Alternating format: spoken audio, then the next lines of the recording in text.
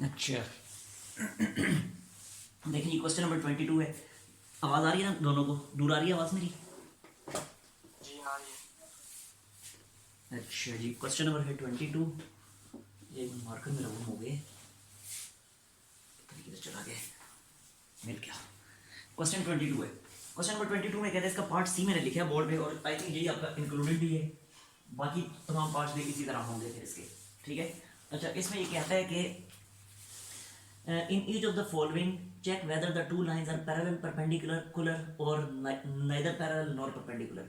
कहता है बताएं कि ये दोनों लाइनें जो हैं, ये दोनों लाइनें जिनकी इक्वेशन मैंने लिखी है, कहता है बताएं ये आपस में पैरेलल हैं या आपस में परपेंडिकुलर हैं, या फिर इस तरह की सिचुएशन बन रही है कि ना परपेंडिकुलर और ना पैरेलल। ठीक है, पैरेलल इस तरह से होती हैं, परपेंडिकुलर इस तरह से होती हैं, और ना परपेंडिकुलर और ना पैरेलल, फिर ये सिचुएशन बनेगी, एक ऐसे और दूसरी ऐसे है, इनक्लाइंड लाइन होगी। ठीक है, तो अब हमने चेक करने की कैसे है। अब चेक हम कैसे करेंगे? हम स्लोप की बेसिस पे ये डिसाइड करेंगे। हम दोनों की स्लोप फाइंड कर लेंगे। अगर स्लोप सेम आ गई दोनों की तो पैरेलल है। स्लोप अगर सेम ना आई तो फिर हम देखेंगे क्या उनकी प्रोडक्ट -1 की इक्वल बन रही है, स्लोप्स की प्रोडक्ट। अगर -1 की इक्वल आ गई स्लोप्स की प्रोडक्ट तो फिर लाइनें परपेंडिकुलर होंगी। और अगर स्लोप्स की प्रोडक्ट -1 की इक्वल भी नहीं बन रही, इक्वल भी नहीं बन रही, तो फिर उस सूरत में फिर ये होंगी ना पैरेलल और ना परपेंडिकुलर। ठीक है, तो पहले इसमें करता हूँ, इनको नाम दे देता हूँ। This is line number 1 and this is line number 2। अब मैं स्लोप कैसे फाइंड करूंगा? इन दोनों को इस स्लोप इंटरसेप्ट फॉर्म में कन्वर्ट कर लूंगा। जब स्लोप इंटरसेप्ट फॉर्म में कन्वर्ट हो जाएंगी तो जो x का कोएफिशिएंट होगा वही स्लोप होगी। ठीक है, तो देखिए पहले मैं लाइन L1 को मैं कन्वर्ट करता हूँ फ्रॉम L1। तो L1 को मैं स्लोप इंटरसेप्ट फॉर्म में कन्वर्ट करता हूँ तो ये बनेगा 4y is equal to -2x + 1। और अगले स्टेप में y का कोएफिशिएंट 1 होना चाहिए ना, तो y का कोएफिशिएंट को 1 बनाने के लिए थ्रू आउट 4 से डिवाइड करने। इसे 4 से डिवाइड करेंगे तो ये रह जाएगा y, इसे 4 से डिवाइड करेंगे तो बनेगा -1/2 x और +1/4। ठीक है, तो जो लाइन 1 है इसकी स्लोप को मैं m1 का नाम दे देता हूँ। तो m1 की वैल्यू मेरे पास क्या आ गई? m1 आ गया -1/2। ठीक हो गया, ये लाइन नंबर 1 की स्लोप आ गई। अब लाइन नंबर 2 की स्लोप फाइंड करते हैं, तो मैं लिखता हूँ from line number 2, from line 2। अब ये क्या बनेगा? ये बनेगा x माइनस क्या था, x -2 आया था ना, तो मैं लिख देता हूँ x -7 is equal to 2y। और y का कोएफिशिएंट 1 बनाना है, 2 से डिवाइड कर दो थ्रू आउट, तो बनेगा 1/2x -7/2 is equal to y। अब जरा देखें यहाँ x का कोएफिशिएंट बन रहा है 1/2, तो अब यहाँ बनेगी फिर स्लोप m2। क्या बनी? ये बनी 1/2। ठीक हो गया। अब देखें क्या दोनों की स्लोप्स इक्वल आ रही हैं, तो जवाब है नहीं, दोनों की स्लोप्स इक्वल नहीं आ रही। एक -1/2 है तो एक 1/2 है, स्लोप्स इक्वल तो नहीं है। तो जब इक्वल नहीं है तो अब ये चेक करते हैं, मीन्स के लाइनें पैरेलल नहीं हो सकती। ठीक है, अब देखते हैं क्या इनकी स्लोप का प्रोडक्ट -1 की इक्वल आ रहा है, तो प्रोडक्ट लेके देख लें। देखिए m1 इंटू m2 क्या बनता है? ये बनता है 1/2 इंटू -1/2। क्या -1 की इक्वल आ रहा है? नहीं, ये तो -1/4 की इक्वल आ रहा है। ठीक है, तो स्लोप्स का प्रोडक्ट -1 की इक्वल भी नहीं आ रहा, ना तो स्लोप्स इक्वल आ रही है ना इनका प्रोडक्ट -1 की इक्वल आ रहा है। इसका मतलब है ना तो ये लाइनें पैरेलल है और ना परपेंडिकुलर है। तो लिख दें नीदर पैरेलल नॉर परपेंडिकुलर। ठीक है, ना तो पैरेलल है और ना ही परपेंडिकुलर है। क्लियर? स्क्रीनशॉट ले लें जल्दी से, और अगर कोई मसला है तो पूछें।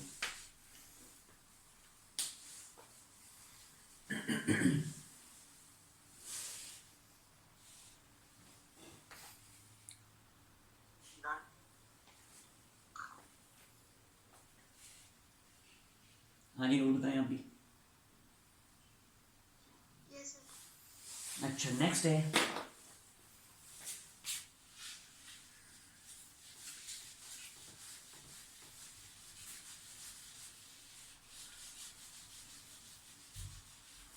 नेक्स्ट देखें, क्वेश्चन नंबर है 21। यस 21, और 21 का पार्ट ए है। कहता है convert each of the following into slope intercept form, two intercept form and normal form. पहली टू फॉर्म तो आपके लिए फेमिलियर है, उनमें तो कोई मसला नहीं है। अलबत्ता थर्ड फॉर्म में मसला है क्योंकि वो अभी तक आपने उसको फेस नहीं किया। तो बहरहाल मैं तीनों फॉर्म्स में कन्वर्ट करके दिखा देता हूँ। पार्ट ए इसका करना है। पार्ट ए है 2x minus 4y plus 11 is equal to 0।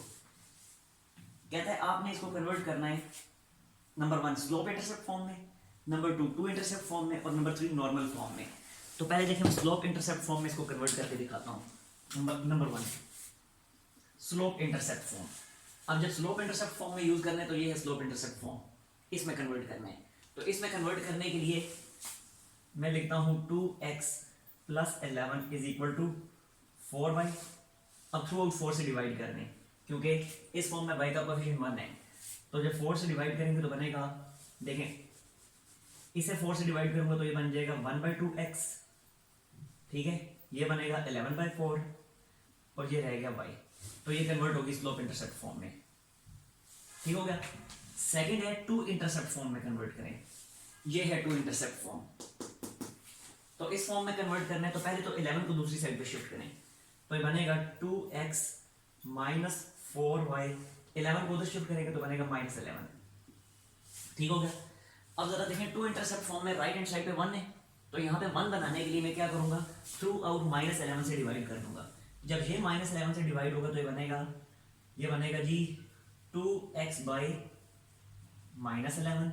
जब ये -11 से डिवाइड होगा तो बनेगा 4y/11 and this is equal to 1, ठीक हो गया।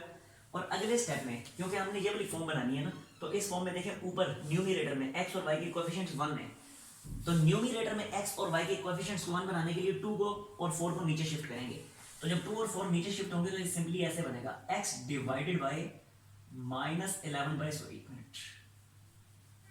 x डिवाइडेड बाय -11/2 और इसी तरह ये बनेगा y divided by 11/4 and this is equal to 1।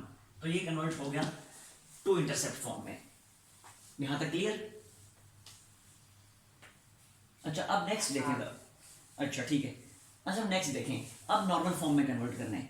अब नॉर्मल फॉर्म आपके लिए एक नई फॉर्म है, तो मैं अब ये कर रहा हूँ कि ये सब कुछ अब मैं मिटा रहा हूँ जो इतने दिनों से लिखा हुआ था, पिछले 2 दिनों से लिखा हुआ है। मैंने इसके साथ कोई छेड़छाड़ नहीं की जब से एक्सरसाइज स्टार्ट हुई है।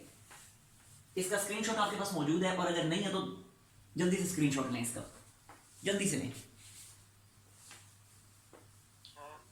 है नूरा के पास भी है? यस सर, समझा। मैं कह रहा हूँ इसका स्क्रीनशॉट मौजूद है आपके पास?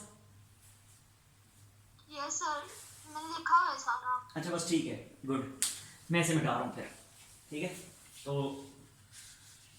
क्योंकि स्पेस मेरे पास कम है ना, इसको मैं लिखा नहीं रहने दे सकता, तो ये नीचे से भी मिटा देता हूँ। ये टू इंटरसेप्ट फॉर्म फिलहाल मैं लिखी रहने देता हूँ, अभी जरूरत पड़ेगी एक दफ़ा फिर इसे मैं लिखा रहने देता हूँ। और अब मैं यहाँ पे लिख रहा हूँ नॉर्मल फॉर्म।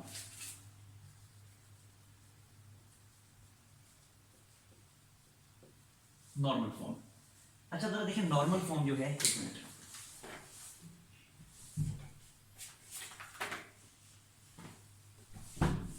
अच्छा देखिए नॉर्मल फॉर्म जो है सिंपली उसमें ये है कि मैं आपके सामने पहले एक्स एक्सिस और वाई एक्सिस ड्रॉ करता हूं।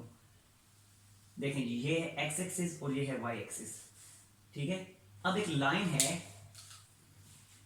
है इस तरह से, ये एक लाइन है, लेट सपोज ये लाइन मैंने ड्रॉ कर दी आपके सामने, ठीक है। एक मिनट, इधर समझ नहीं आएगी, वो बहुत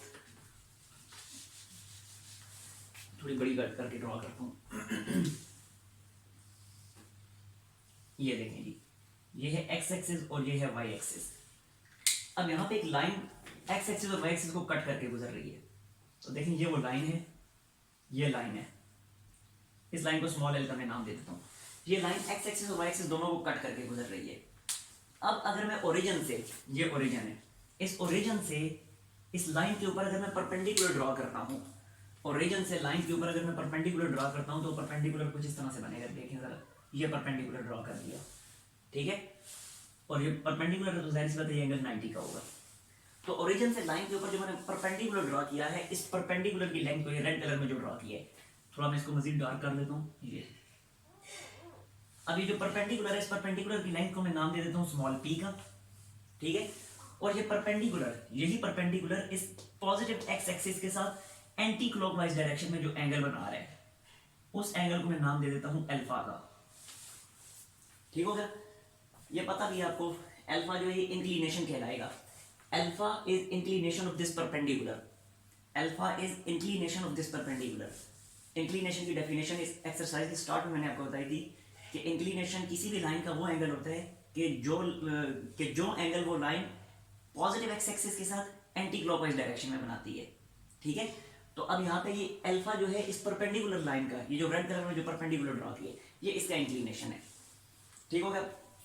अब जो नॉर्मल फॉर्म बनेगी, जो नॉर्मल फॉर्म होगी इस लाइन की, इस लाइन एल की, ये ब्लू कलर की जो लाइन है, इसकी जो इक्वेशन होगी नॉर्मल फॉर्म में, वो होती है x cos alpha plus y sine alpha and this is equal to P.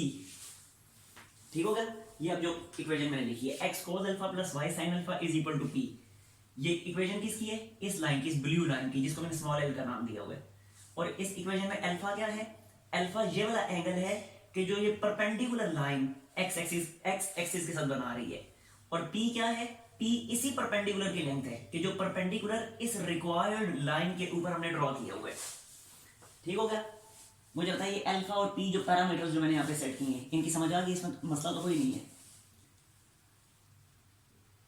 नहीं सर। अच्छा, अब देखें जरा आगे। अब ये इक्वेशन है, ये वाली इक्वेशन है, ये लाइन की इक्वेशन है। अब इसको मैंने नॉर्मल फॉर्म में कन्वर्ट करना है। ठीक है? अब नॉर्मल फॉर्म में कन्वर्ट करने के लिए मैं क्या करूंगा कि यही जो नॉर्मल फॉर्म की मैंने इक्वेशन लिखी है x cos alpha plus y sine alpha, अब इस इक्वेशन को मैं यहां यूज करने लगा हूं। ठीक है? तो देखें, लेट सर जी, ये नॉर्मल, ये रेड लाइन है ना? नहीं ना, ये लाइन जो है, ये लाइन, इस लाइन की इक्वेशन हमने फाइंड करनी है। ये ब्लू कलर में जो लाइन मैंने ड्रॉ की है, ये जिसको मैंने स्मॉल एल का नाम दिया है, इस लाइन की इक्वेशन फाइंड करनी है। और ये जो मैंने इक्वेशन लिखी है पूरी की पूरी x cos alpha plus y sine alpha equal to p, ये इस ब्लू लाइन की, इस वाली लाइन की इक्वेशन है। इसमें p जो है इस परपेंडिकुलर की लेंथ है, यानी इस रिक्वायर्ड लाइन के ऊपर जो हमने ये रेड कलर में जो परपेंडिकुलर ड्रॉ किया है, इस परपेंडिकुलर की लेंथ p है। और अल्फा जो है इसी परपेंडिकुलर का एंगल है एक्स एक्सिस के साथ। ठीक है? अच्छा देखें आप जरा, तो मैं कहूंगा लेट, क्योंकि मैंने इस इक्वेशन को नॉर्मल फॉर्म में कन्वर्ट करना है, तो मैं कहूंगा let normal form be, let normal form be, क्या है नॉर्मल फॉर्म? ये है, यही वाली x cos alpha, x cos alpha plus y sine alpha is equal to p. ये नॉर्मल फॉर्म है।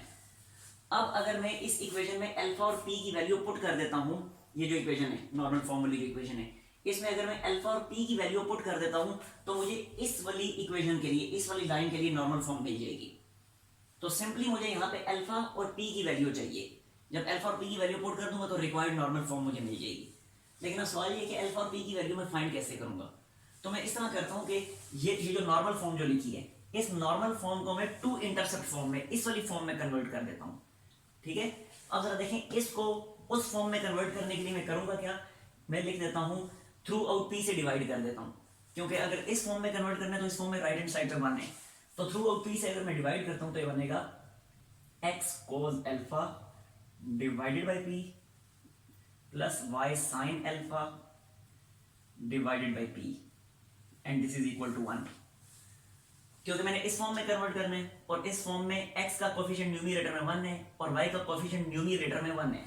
तो 1 बनाने के लिए इस cos अल्फा को मैं नीचे शिफ्ट करूंगा, तो ये फिर ऐसे बनेगा x divided by p by cos alpha plus y divided by p by sin alpha and this is equal to 1। ठीक हो गया? अब देखें जरा, अब ये वाली जो इक्वेशन है, इस इक्वेशन को मैं पहले इस वाली इक्वेशन को मैं नाम दे देता हूं, ये जो टू इंटरसेप्ट फॉर्म में कन्वर्ट की थी, इस इक्वेशन को मैं नाम दे देता हूं इक्वेशन नंबर 1 का, और अब जो कन्वर्ट की है इसे मैं नाम दे देता हूं इक्वेशन नंबर 2 का। ठीक है? अब अगर मैं इस 1 को 2 के साथ कंपेयर करता हूं तो मुझे p बाई cos अल्फा की वैल्यू मिलेगी -11/2 और p बाई साइन अल्फा की वैल्यू मिलेगी 11/4। ठीक है, तो मैं यहां पे लिख देता हूं कंपेयरिंग इक्वेशन 1 एंड 2, comparing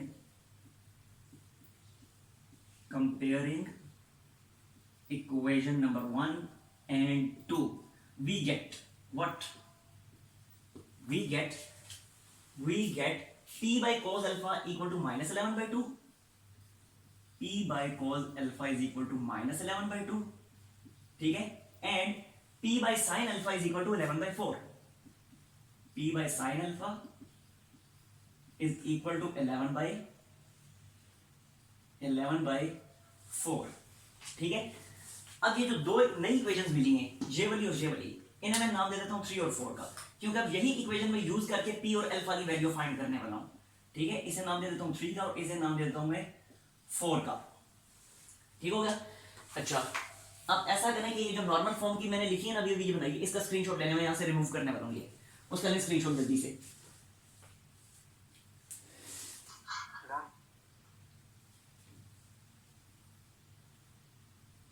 हाँ जी नूर। Yes, sir. अच्छा ठीक है, अब मैं इस चीज को यहां से कर रहा हूं रिमूव।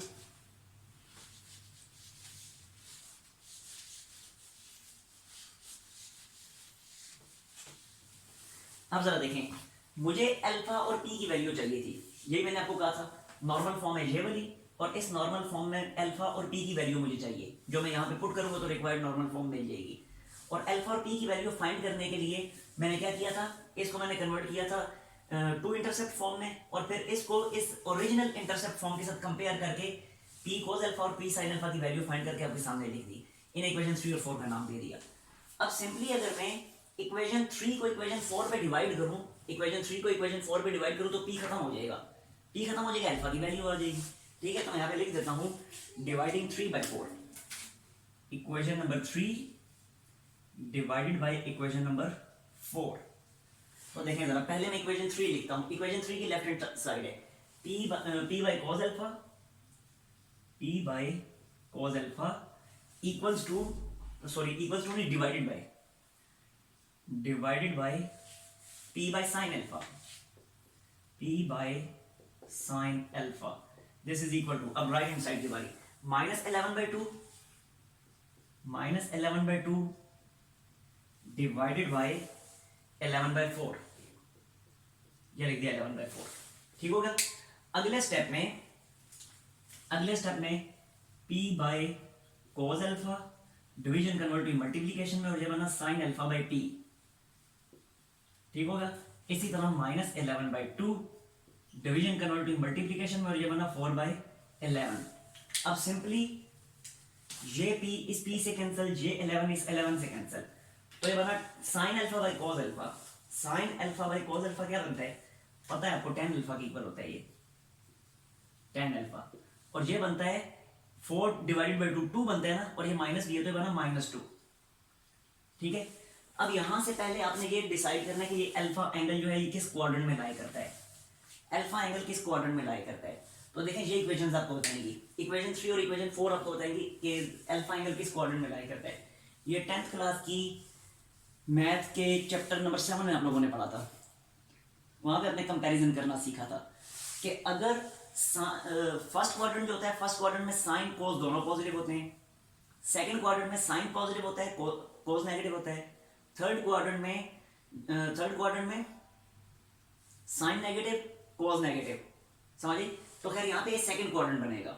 अब सेकंड क्वाड्रेंट कैसे बनेगा देखें जरा, कोस की वैल्यू क्या आ रही है नेगेटिव, साइन की वैल्यू आ रही है पॉजिटिव, तो सेकंड क्वाड्रेंट ऐसा क्वाड्रेंट होता है जिसमें साइन पॉजिटिव और कोस नेगेटिव होते हैं। अगर इसकी डिटेल्स नहीं पता तो मुझे बता देना, इस क्वेश्चन के एंड में मैं सारा लिखवा दूंगा, ठीक है। अभी फिलहाल ये देखें आप, पता है? अच्छा बस ठीक है फिर। अब देखें कोस यहाँ पे, यस बिल्कुल वही है। अब देखें जरा, कोस नेगेटिव है और साइन पॉजिटिव है, तो इसका मतलब है सेकंड क्वाड्रेंट में लाई करेगा। तो यहाँ पे मैं लिख देता हूँ alpha lies in second quadrant, ठीक है, alpha lies in second quadrant, alpha second quadrant में लाई करता है। ये मैंने क्यों लिखा, क्योंकि अब अगले स्टेप में जब मैं tan को उधर ले जाके इन्वर्स करूंगा तो अब मैं अल्फा सेकंड क्वाड्रेंट में होता है ना, और सेकंड क्वाड्रेंट का जो एंगल होता है वो हमेशा होता है 180 माइनस, 180 माइनस स्टैंडर्ड एंगल, ठीक है, ये भी मैं बता देता हूँ। फर्स्ट क्वाड्रेंट का जो एंगल होता है वो कैलकुलेटर जो भी आपको वैल्यू देता है वो एज इट इज लिख दी जाती है। सेकंड क्वाड्रेंट का जो एंगल होता है कैलकुलेटर जो वैल्यू देता है उस वैल्यू को 180 में से माइनस किया जाता है। अगर अल्फा थर्ड क्वाड्रेंट में लाई करता तो कैलकुलेटर वाले आंसर को 180 में ऐड किया जाता है, और अगर अल्फा फोर्थ क्वाड्रेंट में लाई करे तो कैलकुलेटर वाले एंगल को 360 में से सब्ट्रैक्ट किया जाता है। ठीक होगा। अभी अल्फा क्योंकि सेकंड क्वाड्रेंट में है तो कैलकुलेटर जो भी आंसर देगा उस आंसर को आपने 180 में से माइनस करना है। तो मैं यहां पे लिख देता हूं alpha is equal to tan inverse of -2। Now alpha is equal to, अब मैं कैलकुलेटर से इस वैल्यू को फाइंड करता हूं। अच्छा, कैलकुलेटर में जब आप ये वैल्यू लिखेंगे ना tan इनवर्स लिखेंगे तो फिर माइनस नहीं लिखना, ठीक हो गया। माइनस के बगैर आपने वैल्यू लिखनी है, माइनस के बगैर आप कैलकुलेटर में लिखेंगे और वो आपको स्टैंडर्ड एंगल देगा। तो मैं यहां पे लिखता हूं tan इनवर्स ऑफ 2, ये आता है मेरे पास 63.43। कैलकुलेटर ने tan inverse of 2 not -2, tan inverse of 2 पे मुझे वैल्यू दी 63.43, और मैंने अभी बताया सेकंड क्वाड्रेंट का जो एंगल होता है उसको हमेशा 180 में से कैलकुलेटर वाले आंसर को 180 में से माइनस किया जाता है। तो यहां पे फिर लिखा जाएगा 180 माइनस 63.43, और ये अल्फा की वैल्यू मेरे पास आ गई। फिर ये मैं लिख देता हूं -180, ये आ गई 116.56, 116.56। ठीक हो गया, ये अल्फा की वैल्यू आ गई मेरे पास। अब मैंने पी की वैल्यू फाइंड करनी है। अब इस पूरे का स्क्रीनशॉट लें क्योंकि मैं यहां से फिर रिमूव करने वाला हूं, इस जगह से स्क्रीनशॉट लें जल्दी से।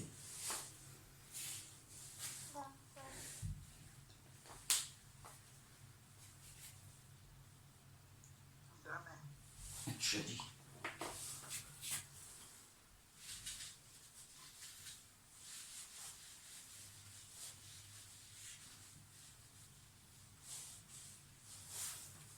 अच्छा अब जरा देखें। अब मैं इस तरह करता हूं कि सिंपली अब मुझे वैल्यू किसकी चाहिए, पी की वैल्यू चाहिए।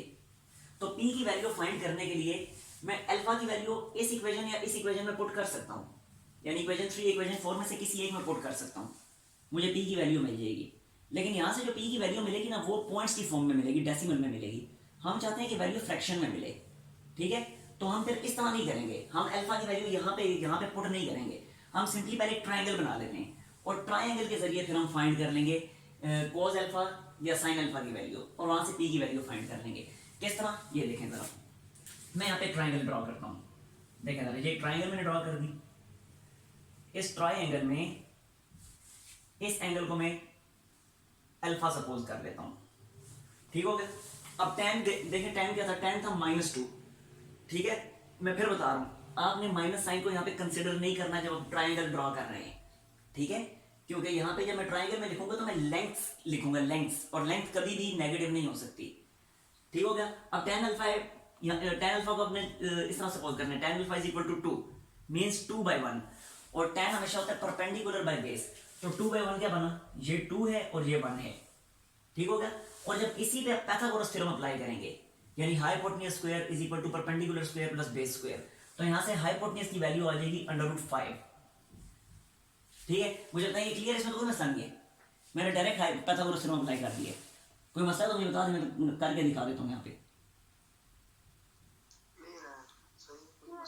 अच्छा देखें, फिर अब इसी ट्राइंगल को यूज करके फिर मैं यहां से देखें cos अल्फा की या sin अल्फा की अगर मैं वैल्यू लेता हूं तो sin अल्फा की वैल्यू क्या आएगी। यहां से sin अल्फा होता है परपेंडिकुलर बाय हाइपोटेन्यूज, परपेंडिकुलर है 2, हाइपोटेन्यूज है √5, तो ये बना 2/√5, ठीक हो गया। ये sin अल्फा की मेरे पास वैल्यू आ गई। अब sin अल्फा की इस वैल्यू को मैं इक्वेशन नंबर 4 में पुट करूंगा तो p की वैल्यू आ जाएगी, ठीक हो गया। तो यहां पे लिखें put sin alpha is equal to 2/√5 in equation number 4। Equation 4 में ये वैल्यू मैं पुट कर रहा हूं, तो इक्वेशन 4 बनेगी फिर p/sin alpha is equal to 11/4, या फिर p is equal to 11/4 into sine alpha और p इज इक्वल टू 11/4 और साइन अल्फा की जगह इसकी वैल्यू जो कि है 2/√5 और जब ये 2 और 4 इनकी कैंसिलेशन होगी तो p की वैल्यू मेरे पास आ जाएगी 11 डिवाइडेड बाई 2√5। ठीक हो गया? तो अब देख लें मेरे पास p की वैल्यू भी आ चुकी है, अल्फा की वैल्यू भी आ चुकी है। अब इन दोनों वैल्यूज को मैं इस वाली इक्वेशन में पुट करता हूँ, ये जो नॉर्मल फॉर्म की ओरिजिनल इक्वेशन थी। अब नंबरिंग में पहले ही कर चुका था, इस तरह करें मैं इस इक्वेशन को स्टैटिक का नाम दे देता हूँ, स्टार या स्टैटिक कह दें।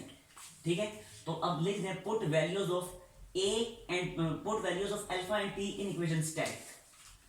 तो ये बन जाएगी फिर फाइनल फॉर्म जो बनेगी, put values of alpha and p in equation static. तो इक्वेशन स्टैटिक की जो फॉर्म बनेगी वो ये बनेगी, x cos और cos अल्फा की जगह क्या है, वो है 116.56 प्लस का साइन देखें प्लस और फिर y साइन अल्फा, नीचे मैं लिख रहा हूं, ठीक है, स्पेस नहीं आगे। तो ये लिखा जी y sine of 116.56 and this is equal to p था ना, देखें इक्वल टू p था तो p की जगह ये आ गया 11 divided by 2√5। This is the final form. ये नॉर्मल फॉर्म आ गई। हाँ जी, आप बताएं कोई मसला इसमें? No sir. स्क्रीनशॉट लें इसको जल्दी से। Done sir. हो गया बात? अच्छा, नेक्स्ट है